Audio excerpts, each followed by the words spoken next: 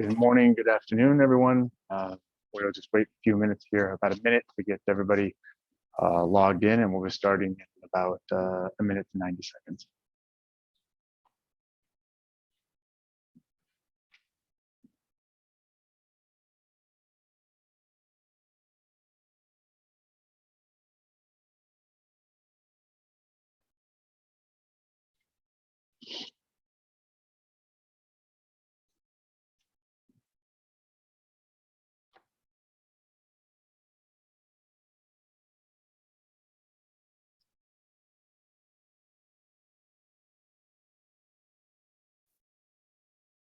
Okay, so we'll go ahead and get started. Thank you everybody for joining us today on the title of a webinar, Data Center Colocation. It's more than just space and power. My name is Marco Spremo, the VP of Sales and Marketing here at Teleprise. Also joining us today from Teleprise is Matt McKee, our Director of Technology. As you can probably hear, I'm a little bit under the weather, so he'll be assisting us. For those of you that don't know Teleprise, we help clients translate technology, chaos, into streamlined efficiency by helping clients identify, source, procure, and manage technology service as a value-added representative of the various technology carriers and providers. Joining us today is Dr. Carlson from Equinix. He's Senior Manager of Global Channel Messaging. And the goals of today's webinar really are to address three topics: the benefits of co-location over local on-premise data center builds, the advantages of building near cloud presence to deliver a hybrid cloud advantage, and last but not least, software-defined networking ecosystems for SaaS and public cloud connectivity. For housekeeping items, before I hand this over to DR and introduce DR, if you have any questions, we want to have this as interactive as possible. So for any questions you have, please do add those questions in the Q&A, and we will answer those as we go through the webinar here. DR and Matt, the microphone is yours. DR, thank you again for joining us, and we look forward to having a very interactive and educational session. Mark, thank you very much for the time and the introduction. Hope you feel better. So thank you. With that, starting off our conversation here, I put on here the Teleprise tagline. I love this: breaking the technology life cycle of pain. And I think while that's a big issue that we've seen a lot of companies dealing with, it's also dramatically changed. There has been so much that has changed around this idea of technology. And while everybody has all of these individual projects that have been going on for years, we've now seen this whole idea of digital transformation bump up against a global pandemic. So not only was there a ton of change that was going on, but this change was dramatically accelerated. It's interesting that leading up to this pandemic, so often when we would talk about digital transformation, we would often hear companies say, hey, we think that term's been overused. And then the pandemic hit, and then everyone's like, oh, that's what you meant. Because what we think and what we saw was it wasn't overused, it was misused. And I think a lot of times people looked at increased performance and reduced cost as digital transformation. And what we've seen is that's digital novelty, right? Digital transformation is literally changing the way you do business. And the landscape of IT has changed. And when it comes to digital transformation, what we're seeing is almost half of C-suite executives that were surveyed admit that they don't know where to start when developing their transformation strategy. This isn't a knock on anybody or saying that they don't know how to digitally transform or that they need to digitally transform. What it's saying is this is all brand new. And when we're looking at an overarching strategy to digitally transform, how do we go about doing that? And so that's really a lot of the conversations that we're seeing and having with partners and customers and prospects, is we realize now that we have to digitally transform. The way of IT has changed. How do we do that? So What's interesting though is what we've seen is when we start to focus on an overarching strategy as opposed to individual components of IT, we really see it come down to these three primary components, right? We see it's this ability to interconnect a digital core, to integrate digital ecosystems, and then interact at a digital edge. And when we talk with customers and prospects, we often say, if you think about every one of your IT projects that you're engaged with right now, every one of them will fit into one of these three categories. Now, if there's someone on the call right now, this webinar is like, I actually have a project that wouldn't fit into one of those three, please let us know what they are. And because we'd love to address that. Because we haven't really heard one as of yet. And so while these three are the biggest ones that we're seeing around, again, interconnecting a digital core, integrating digital ecosystems, and then interacting at the digital edge, we really start to see what this looks like in different industries. So it sort of shows up differently in all of these different industries. These are just some of the ones that we address or talk to or work with, right? Healthcare, we're seeing that core, ecosystem, and edge show up a little bit differently than it might in the one next to it, which is manufacturing. Manufacturing, we see this a lot, especially around this idea of integrate or interconnecting a digital core, right? So many of these manufacturing companies are now trying to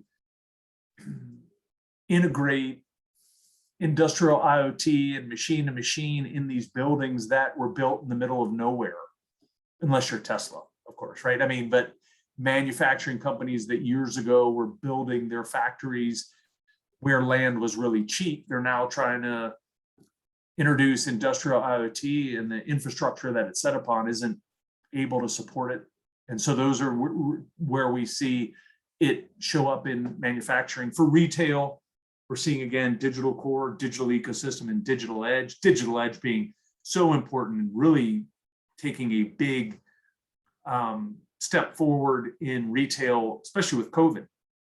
When COVID hit and a lot of these stores, were closed or, weren't having the traffic that they used to, this online just became absolutely huge for them. And then the last one is, financial or, payments that we're seeing and how core, ecosystem, and edge show up in those. So again, when we think about those three primary components, they might show up different, not only for in industries, but sometimes specifically for customers and prospects and what they're trying to achieve.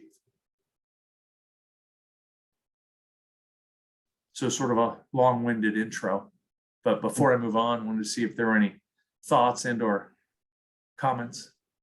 I was gonna say, DR, just where do you see clients struggle, having that visibility, understanding, and where do you see them starting to develop in this slide and your previous slide? Yeah, I think one of the biggest ones is still, again, looking at things through the lens of a legacy IT. When IT was for so long viewed as a cost center, and now how everything has changed, and now IT is being looked at as a revenue center. And what does that mean? We had a CIO of one of the nation's largest retail companies stand on our stage at our sales kickoff just a few years ago and said, we dramatically increased revenue over the past year, didn't open a new store. How did we do that? Like, we became digital. And so there's this idea of shifting from a cost center to a revenue center. That is another aspect of this change for IT. And then again, going back to the stat that I started with, a lot of companies say, with all of this, again, even though if I took 1,000 projects that I'm working on and put them into the three primary components of digital core, digital ecosystem, or digital edge, where do I even start with this? Because there's so much noise and talk about hybrid multi-cloud or digital edge. But where we tell companies to start is where you start with everything, right? Which is the foundation. Because again, foundations are built first, and it's what everything else is going to sit on top of. And we believe that the network is the foundation of digital transformation. Again, not saying that this hybrid, private, or multi-cloud isn't important, and interacting at the digital edge isn't important. I'm just saying those things are going to be greatly impacted by the infrastructure or the network that it all sits upon. And so when we start to talk to companies, we're like, this is one of the things that you want to get right first, which is why the vast majority of companies that we're dealing with are somewhere in this network modernization, network optimization, or data center consolidation project. Those companies that we're working with are dealing with that because they also have come to understand, they might not use these words, but that the network's the foundation of digital transformation. And yet, even though most people would be like, yeah, we agree with that, 65% of executives, according to Forbes, report that their current infrastructure is struggling to support the rapid adoption of digital technologies. And I jokingly say, in meetings that this stat tells me one thing, that 35% of executives must be asleep in meetings because we have yet to be in a meeting where someone hasn't said, my network is struggling to keep pace with the demands being put on it. And so when we start to talk about that, we realize there are two main issues or two main culprits for this, right? The first is just this dramatic increase in traffic. I just want to ask a quick question on that slide. So yeah. How does this play into, most of our clients have this belief that the easy way to adopt rapid technology is with the cloud first mentality. Yep. And so knowing that, Gartner has kind of shifted into this, in order to be competitive, you have to be hybrid, colo, premise, edge, and cloud. How do you see that shift coming away from a cloud only strategy into maybe a cloud leading strategy, but not exclusive strategy? Yeah, that's great. And I think one of the things that we saw early on, there were two big mistakes that we saw a lot of people make, and it was trying to cloudify a legacy infrastructure.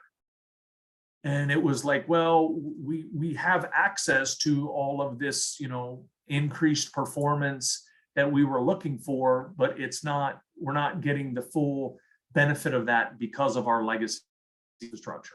And the second was this, it was that companies looking at cloud as a destination instead of a component of an overarching strategy, which is why we saw so many companies view it as a destination, went 100% in, and then realized, okay, maybe it's not 100%.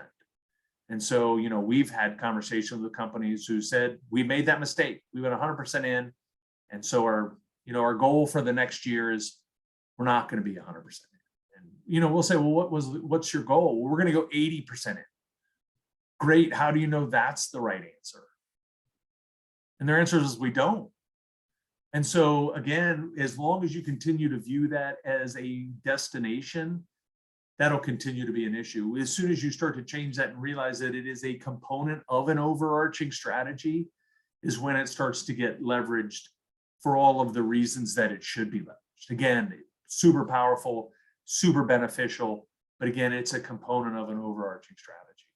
And it's part of this idea of this digital core, right? The ability to directly connect to all of these cloud service providers and the ability to turn up and turn down service, in hours is how we view it as a component of an overarching strategy.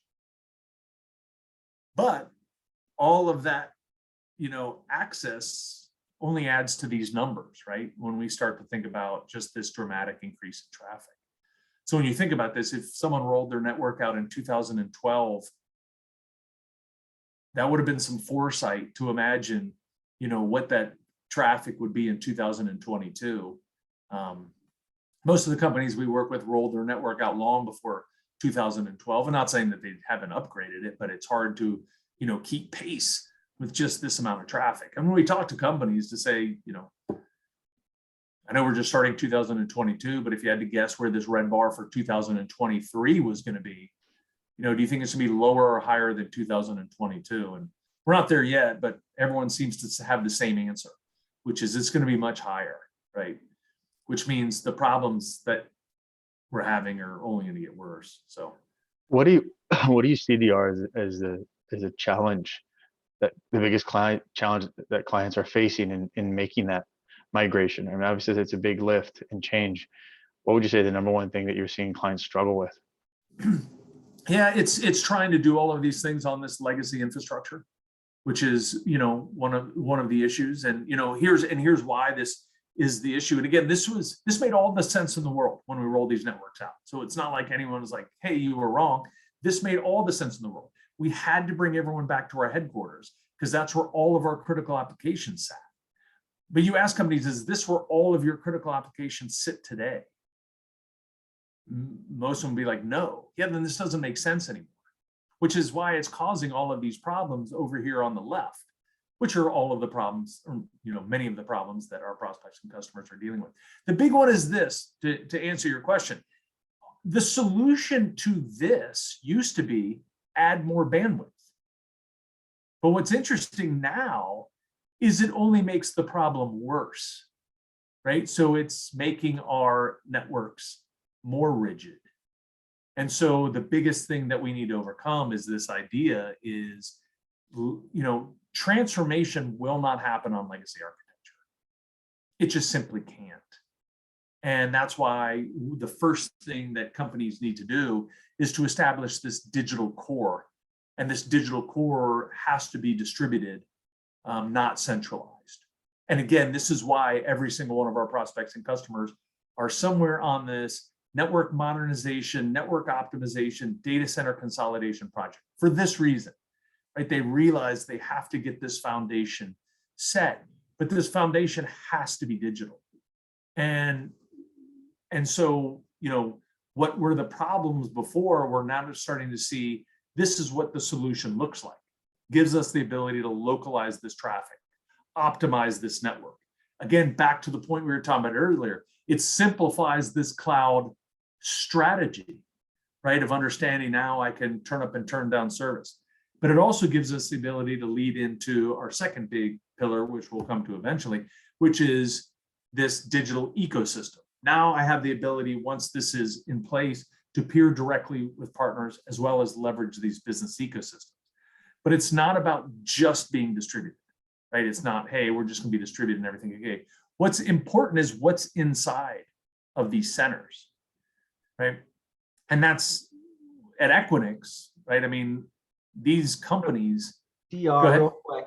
So if you look at this slide, this seems to kind of mirror the shift at the branch to like an SD-WAN distributed model, right? Yep. And so are your clients pairing the shift to the digital core with SD-WAN from the core to the edge? And what kind of adoption rates are you seeing there? Yeah, it's huge. It's huge for the reasons that because of what's inside of these buildings, right? So, Equinix started as a place where the networks just came together to peer traffic.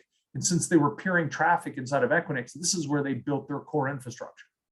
So, there's for many of the world's leading network service providers, there's a 95% overlap between their core infrastructure and our data centers. So to your point, when companies start to look at leveraging SD-WAN providers realize that connectivity is business critical. And so when they think about launching these SD-WAN services, do they want to be further away from this core infrastructure or closer to it? Which is why many of these SD-WAN providers now are offering their services inside of Equinix because they realize this is where the core infrastructure sits. It's also why we're starting to see, numbers like this.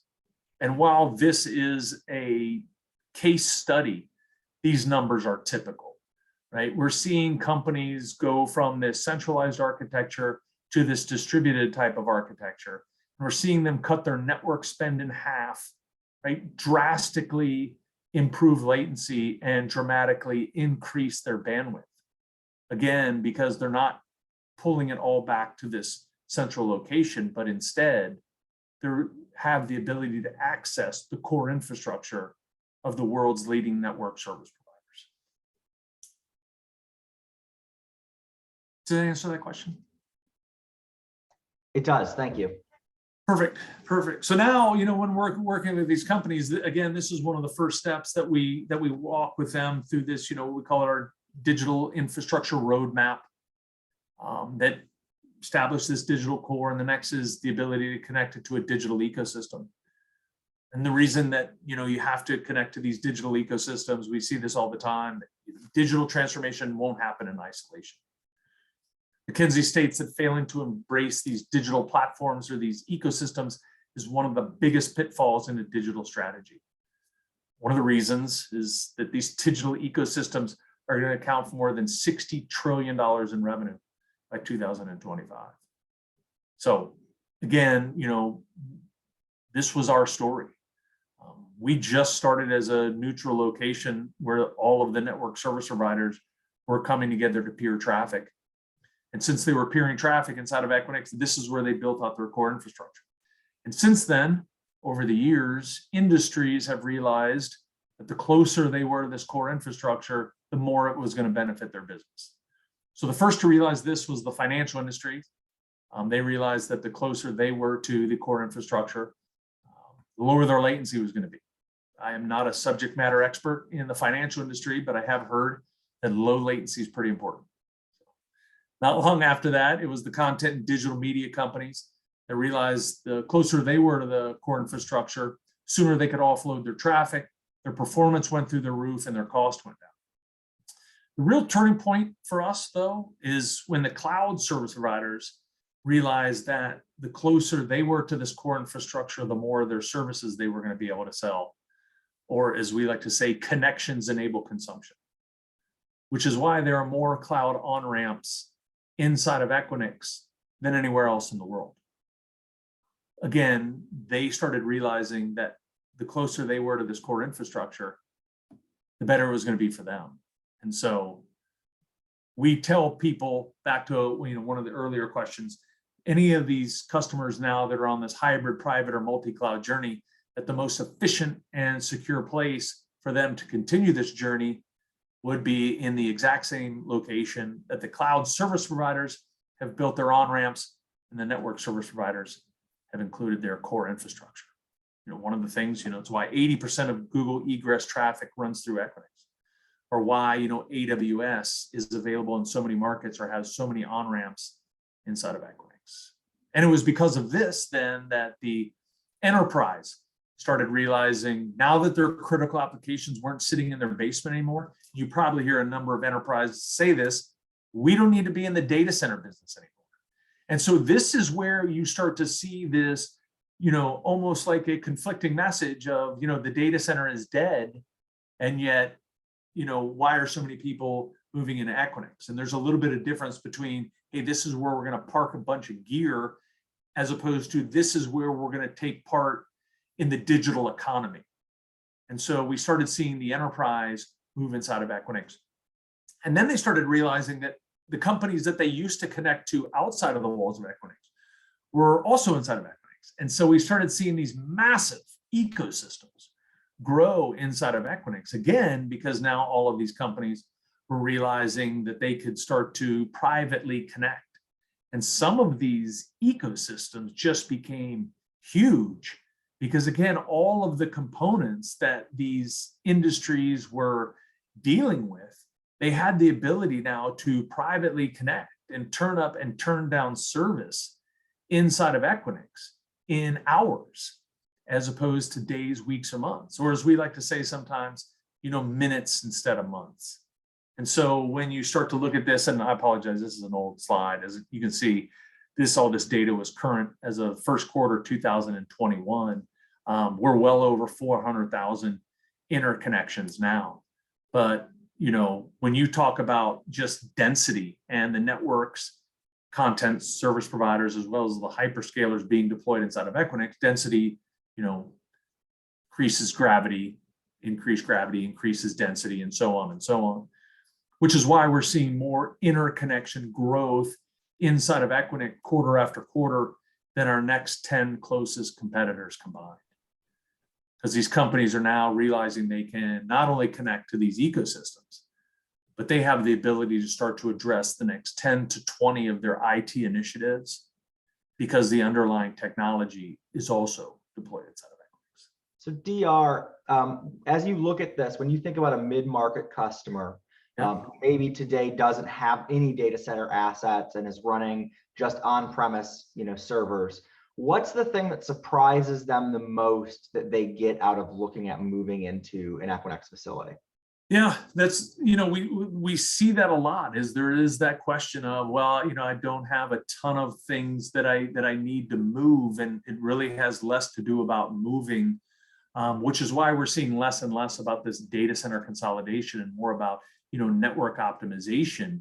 But what they're starting to realize, and we hear this all the time. I mean, I have presented this slide and I've had someone say to me, you mean to tell me that instead of having to refresh this hardware in my data center, you're telling me these services are available inside of Equinix? That's what we're saying. And for many of them, it's that aha moment to be like, well, why wouldn't I do this? I think that's a great question. Like, why wouldn't you do this? If you have the ability to directly connect or access the network service provider that you're already using, to leverage the cloud service providers you're already using and the ones that you're going to use, as well as the ability to privately connect with all of the other companies that you're connecting to right now, as well as address the next 10 to 20 of your IT initiatives inside of Equinix. This is giving them the ability to leverage the digital economy. And outside of the big three cloud platforms, what do you think is the most adopted part of the ecosystem? Is there one provider that most of your clients have found they want to connect to, or is it really niche depending on their industry? Well, a lot of them we see, especially over the last 2 years, have been, Zoom, WebEx, Teams.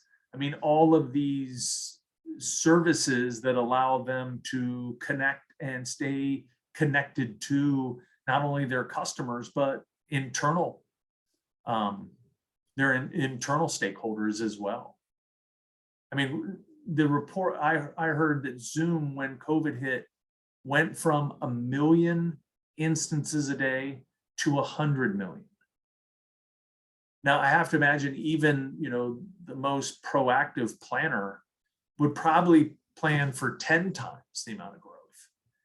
I doubt there are too many people out there who are planning for 100 times the growth and getting that plan approved, right? But we have seen one of the world's largest banks, because they were connected inside of Equinix, had established this digital core, had connected it to a digital ecosystem. When COVID-19 hit, had the ability to turn up 120,000 remote workers in 3 days. And again, a lot of companies, or people, when we say that, say, how in the world did they do that? They established a digital core, connected to digital ecosystem, and then put all that as close to the end user as possible. What everyone refers to as the digital edge. So I know there's a lot of talk about the digital edge. I know there's also not a lot of agreement on where that digital edge is, right? As a matter of fact, we just keep coming up with more and more terms for it on whether it's near edge, far edge, micro edge, macro edge. So there's a lot of talk about that. Again, probably not a whole lot of agreement on where it is. However, wherever it ends up being, one thing is certain: you still have to connect to it. So I mentioned earlier that the financial industry is deployed inside of Equinix because how important low latency was to their industry.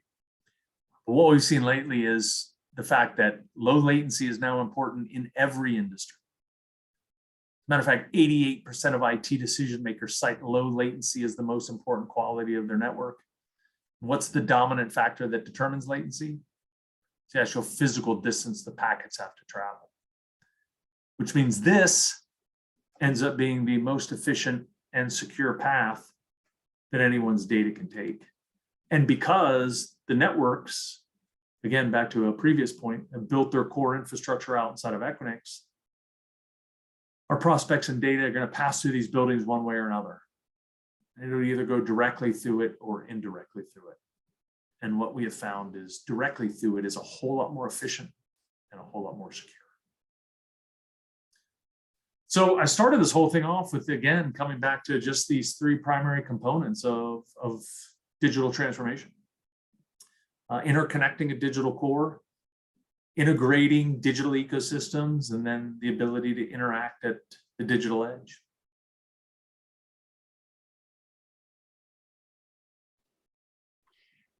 DR, you mentioned earlier in your slide deck that there was a 45% cost reduction, right, by migrating to this digital distributed hub architecture. What other items does a client need to think about when they're making that migration, right? There's always one component, a cost reduction here, but are there other cost factors that they need to think about when they're making that migration? Are there any, what I would call gotchas?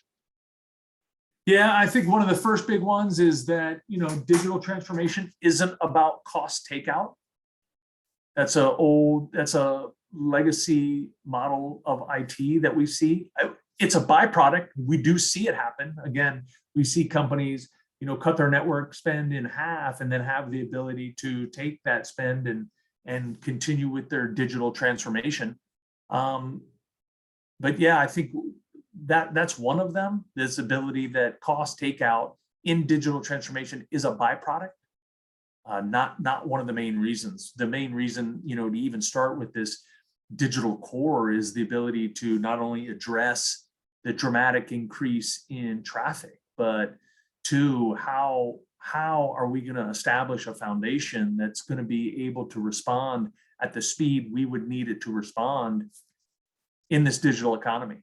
And so that's one of the very first ones. And the second one is, not only looking at which cloud provider I'm connecting to today, but which one will I need to connect to tomorrow or, next year? And who else do I need to connect to? And again, am I taking everything into consideration, or am I still viewing it as these standalone, independent IT decisions?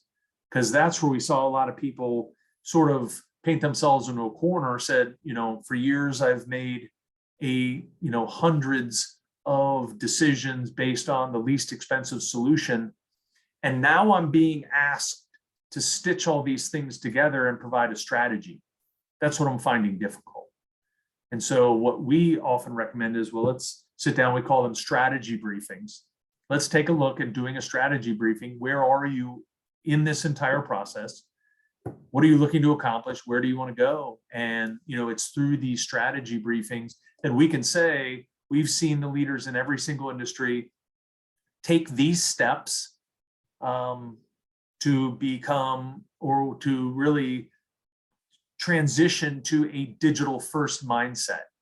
And it is that move to that digital first mindset that we've seen the most successful companies move to and stick to by, again, establishing this overarching strategy.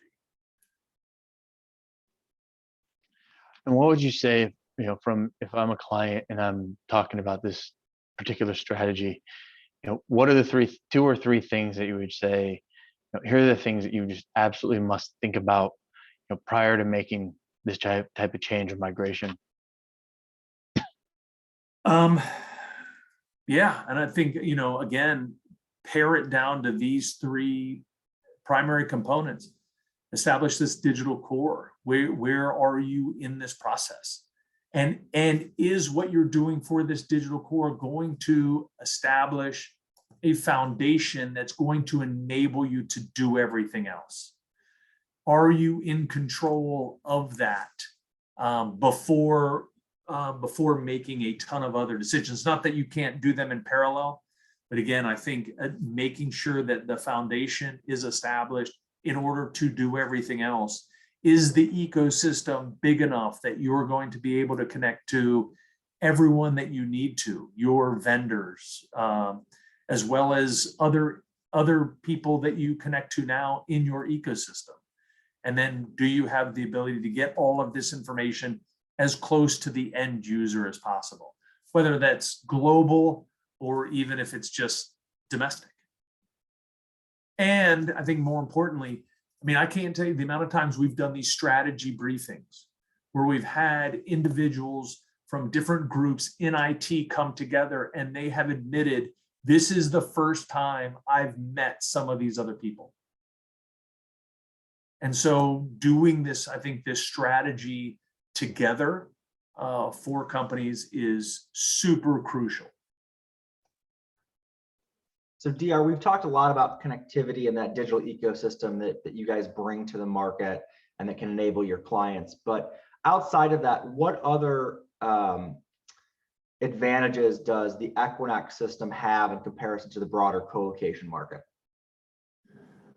Yeah, well, number one, I think is that just overarching platform, right? The density of the network service providers, the cloud service providers, the fact that there are more cloud on-ramps inside of Equinix than anywhere else in the world, the access to all of the SaaS providers that everyone's trying to leverage now, as well as the locations globally where all of this is available.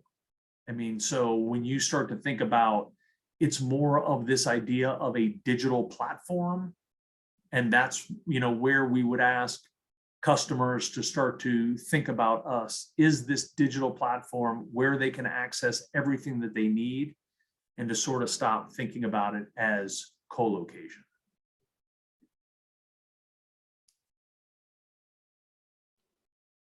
Excellent. Well, DR and Matt, as we wrap up, are there any other items that you'd like to address or discuss before we wrap up our session here today? Is there anything you want to, as parting thoughts, comments, suggestions to our clients? Yeah, I think the last one would just be this: as far as the partnership goes, we would welcome the ability to start to talk to customers and prospects together about this overarching strategy, and to say, what is the strategy you have in place now? Are you taking into consideration all of the things you need to take into consideration? And we have this digital infrastructure roadmap that we'd be more than happy to discuss with clients together to see where they are in this process and where they plan to go. Thank you. Matt, any closing thoughts, comments? No, other than I suggest everyone take DR up on his challenge of bringing to the table a IT initiative that doesn't fall into one of these platforms. We'd love the opportunity to prove you wrong or have you prove us wrong. Yeah, and I want to know if I'm wrong, because I say that a lot, and I'm going to have to stop saying it. I'm going to be like, except for one, there's this one project that doesn't fall into this. So please let me know. Never say never, never say always. Well, DR, Matt, thank you for joining last moment and helping assisting on this. DR, thank you for your time and putting the deck together. It's very informative, and really appreciate you joining us today. Thank you to all the attendees. Really appreciate your time today. And with that, we will wrap up our session. Thank you very much. Thank you, everybody. Have a great day.